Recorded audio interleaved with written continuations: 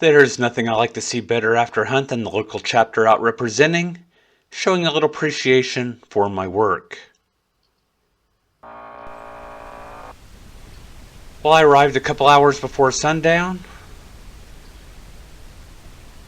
Less than 15 minutes after putting out sweet feed. And the deer are snarfing it up left and right. For this evening, I'm actually set up on a hilltop overlooking a valley, and that's going to be my target area there in the distance.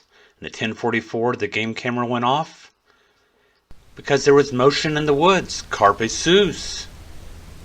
Now, I've been asked several times about this phrase, shoot sows first, and why I have that. I'm actually good with shooting any of the females first. It's just that the sows are the easiest of the females to identify, and the females are the baby factories. If you want to control the population at all or have any chance at doing it, taking out the females first is what's going to do that best for you. So when it comes down to it, if you have a choice of choosing between a boar and a sow, and you want to do as much as you can to help control the population, shooting one of the females or a sow first is a better way to go.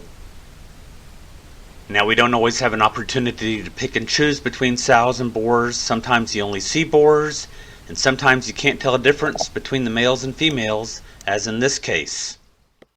All of these are tiny. Alright, I've sped up the video here, waiting for them to come out from the woods. I don't really have to worry about the wind too much. It's at about 7 miles an hour, but it's swirling. They have no idea that I'm here, so I'm just going to wait and pick my shot. And with so many of the hogs together, I'm going to wait and see if some of them will line up for me.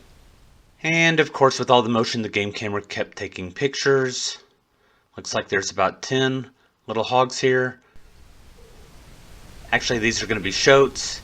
And I'll be honest with you, the way they were grouping together, I thought I might actually get a threefer. So I waited for them to line up. Alright, here we go.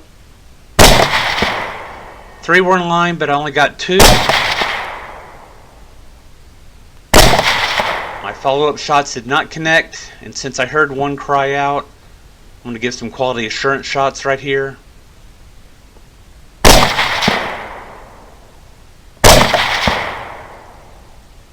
And these 2 are done. No other motion, put the safety on.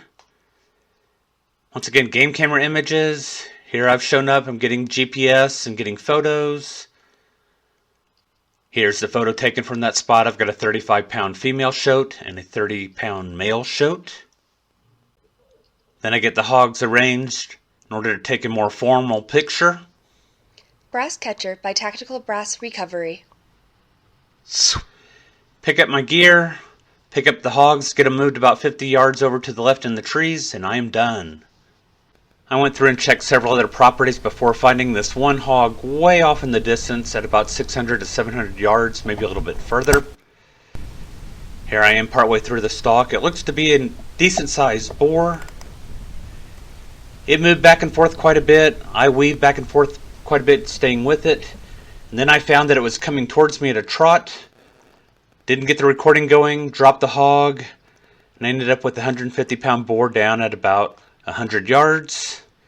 With a nice shot to the top of the head as it was coming towards me, resulting in extreme intracranial overpressure, causing all the blood and other matter to eject from the ear. And he did it for my night.